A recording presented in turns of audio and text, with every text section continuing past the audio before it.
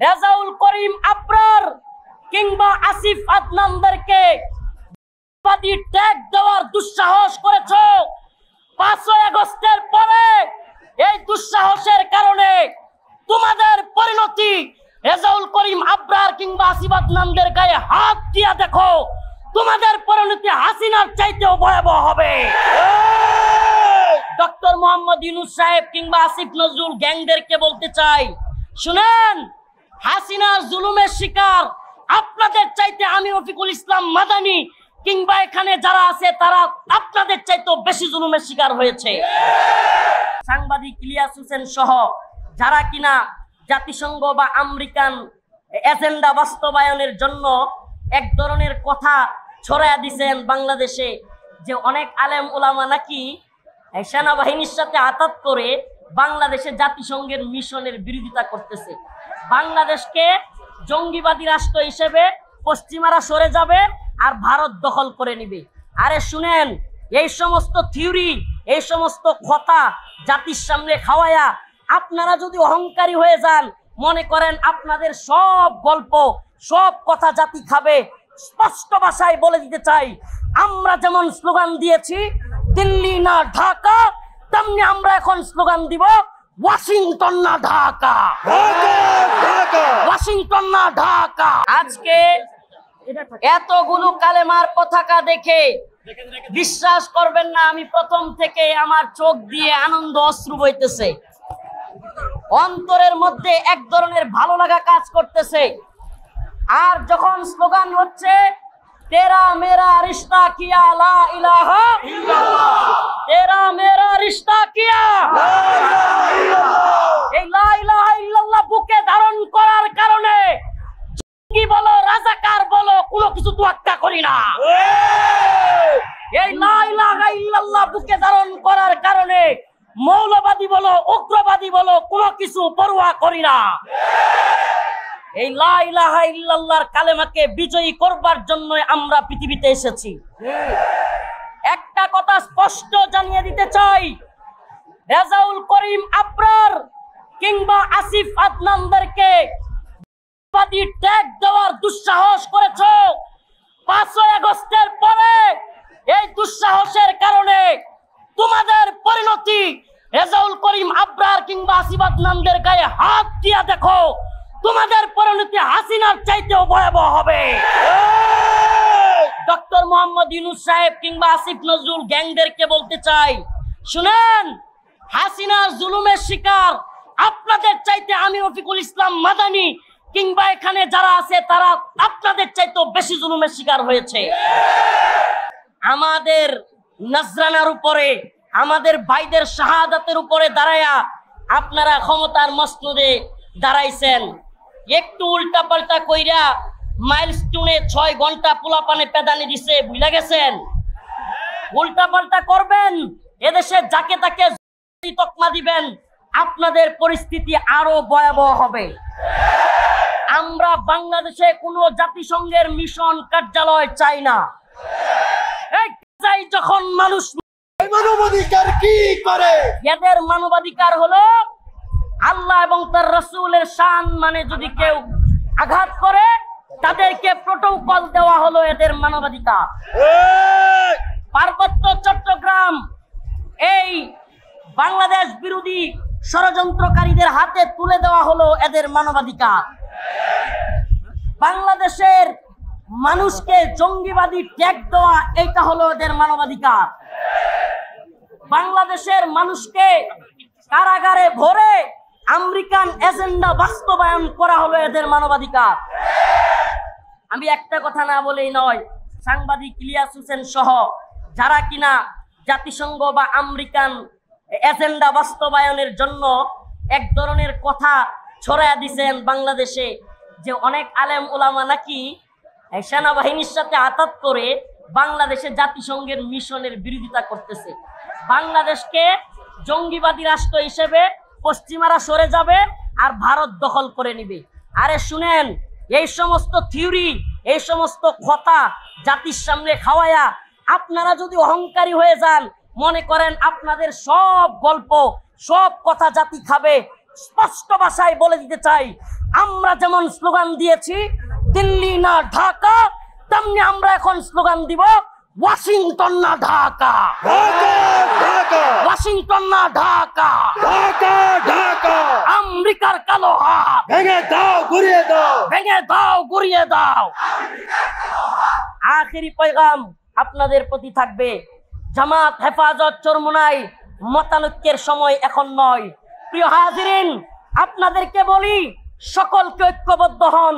উলামায়ে কেরামকে আহ্বান করব, আল্লামা আয়াতুল্লাহ আব্বাসী দামাত বারকাতুহুম, হেফাজতের যুগ্ম মহাসচিব মীর ইদ্রিস হাফিজাহুল্লাহ, আমাদের আহমেদ রফিক ভাই, আরো যারা আছেন, আপনাদেরকে বলি আমিরে হেফাজতের কাছে আহ্বান করেন। আমিরে হেফাজতকে বলেন একটা ডাক দিতে, হে উম্মার আপুসিন রাহবার আল্লামা বাবুনগরী রহিমাহুল্লাহর মামা আল্লামা শাহ মুহিবুল্লাহ বাবুনগরী, আপনি ডাক দেন, দেখি ইউনুস গঙ্গের দাম্ভিকতা কতক্ষণ টিকে। আরেকটা কথা, আখেরি কথা বলে যাই, এরা আমাদেরকে বলে আমরা নাকি 5 আগস্টের আগে কথা বলতে পারি নাই, এখন নাকি অমুকের তমুকের আন্দোলনের কারণে আমরা কথা বলতে পারি। আল্লাহ মাফ করো, অহংকার না। আরে রফিকুল ইসলাম মাদানীরা 5 আগস্টের আগে যেমনি কথা বলছে, 5 আগস্টের পরেও তেমনি কথা বলছে। এক কসুর প্রধানমন্ত্রী মানিনা বইলাও ক্ষমা চাই নাই। কারাগারে এনএসআই এর গোয়েন্দা সংস্থার লোকেরা গিয়েছে, আল্লাহর কসম করে বলি প্রতিবাদ করেছি, উল্টা বিরোধিতা করেছি বলে, মুদির বিরোধিতা করেছি বলে আমার সমস্ত হাইকোর্টের মামলার জামিন আবার বাতিল হয়ে গেছিল। তা আমরা তোদের কোনো পরোয়া করে, তোদের কোনো এই টুকান্না বিষয়ে আমরা খাই না। আমরা আল্লাহর উপর তাওয়াক্কুল করি, আল্লাহকে বিশ্বাস করি। বাংলাদেশে যেমনি ভাবে ভারতীয় সাম্রাজ্যবাদকে উৎখাত করেছি, মার্কিন সাম্রাজ্যবাদকে উৎখাত করে ছাড়বো ইনশাআল্লাহ। হে প্রিয় উম্মাহ, একত্রিত হও, গর্জে ওঠো, লা ইলাহা ইল্লাল্লাহর পতাকা নিয়ে। জঙ্গি মৌলবাদী শুনবার টাইম নাই, সমস্ত আগ্রাসনের বিরুদ্ধে আমাদেরকেই দাঁড়াতে হবে। নাসরুম মিনাল্লাহ। আমরা এই ভূখণ্ডে ইনশাআল্লাহ দিন বিজয় করেই করে ফিরবো ইনশাআল্লাহ। সংগ্রামী সাথী বন্ধুগণ, সংগ্রামী সাথী বন্ধুগণ, এই পর্যায়ে বক্তব্য নিয়ে আসছেন রাসূলুল্লাহ সাল্লাল্লাহু আলাইহি ওয়াসাল্লাম যে হুকুম দিয়েছেন, যখনই কোনো অপরাধ দেখবে তোমাদের দায়িত্ব হচ্ছে, প্রথমেই ইমাম দায়িত্ব হচ্ছে হাত দিয়ে তা প্রতিহত করা। তাই আমরা মাঠে ছিলাম, মাঠে আছি, মাঠে থাকবো ইনশাআল্লাহ। আমরা কারো দালাল নই, আমরা রব্বুল আলামিনের দালাল, মুহাম্মদ রাসূলুল্লাহর দালাল আমরা। আর সেই দালাল হতে আমরা গর্ববোধ করি।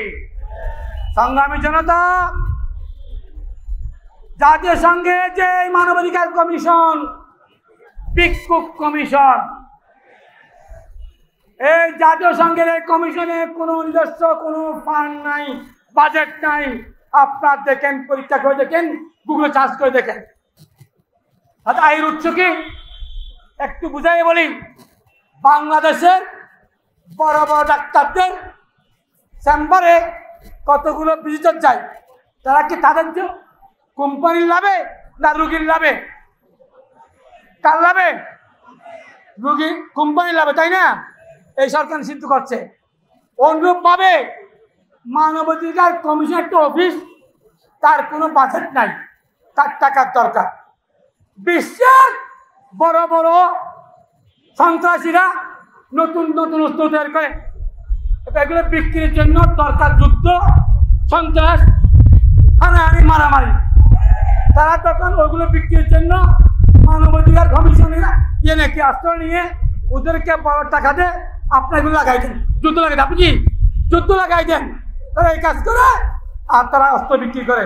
এটা হচ্ছে লাভ। 2 নম্বর, বা বিশ্বের কিছু বড় বড় দামি দামি ওষুধ কোম্পানি আছে, এক্সের ওষুধ তৈরি করে। দামি ওষুধ বিক্রি হতে হবে না, এক্স তাহলে খাতায় বিক্রি করবে। ওই জন্য মানবাধিকার কমিশনকে লাগাই দিছে। মানবাধিকারের নামে আপনি বিকৃত জনতাকে আম করে দেন, আর আমরা এক্সের ওষুধ বিক্রি করবো। ওই জন্য তো ঘুষ দেয়। ওইভাবে তারা বিশ্বের যত খারাপ পাপি টাপি সন্ত্রাস আছে, তাদের টাকা দিয়ে এই কমিশন চলে। আর ওই কমিশনের কাজ হচ্ছে যেখানে যাবে সেখানে সন্ত্রাস, সেখানে আর্থিক দুর্বলতা সৃষ্টি করবে। ওই জন্য আমরা চাই না এই দেশে মানবাধিকার কমিশন। মানবাধিকার কমিশন যেখানে গিয়েছে বিশ্বের কোথাও শান্তি আসছে কি আমরা জানতে চাই। অতএব আগামী অনতিবিলম্বে এই কমিশনের চুক্তি বাতিল করতে হবে। মাননীয় প্রধান উপদেষ্টা, আপনাকে বলতে চাই, আপনি বিগত সরকার অনেক চুক্তি বাতিল করছেন, আপনারটা আপনি করেন যেন আপনার আহ্বান না হয়। আপনি যখন বলা হয়েছে জুলাই ঘোষণাপত্র দেন, আপনি বলছিলেন সকল রাজনৈতিক দলের পরামর্শ রাখবে, সকল রাজনৈতিক দলে একমত হতে হবে। আর যখন আপনি তলে তলে আমেরিকার কাছে চুক্তি করলেন, তখন কারো পরামর্শের দরকার হয়নি। আপনি চূড়া পথে এই চুক্তি করেছেন, অনতিবিলম্বে এই চুক্তি বাতিল করুন, অন্যথায় এই চুক্তির বিরুদ্ধে আমরা জান দেব, মান দেব, প্রয়োজনে বুঝে তাজা রক্ত দেবো ইনশাআল্লাহ। সংগ্রামী জনতা, অনেক কষ্ট করে সবাই আসছেন, সবাইকে ধন্যবাদ জানাচ্ছি। আগামী দিনের জন্য সবাইকে আমার টাকার অনুরোধ জানাচ্ছি। পাশাপাশি আইন শৃঙ্খলা বাহিনী, সাংবাদিক ভাইরা, যারা সবাইকে আন্তরিকভাবে চাচ্ছি, আমাদের মেসেজগুলো যত জায়গায় পৌঁছার জন্য অনুরোধ জানাচ্ছি। সংগ্রামী সাথী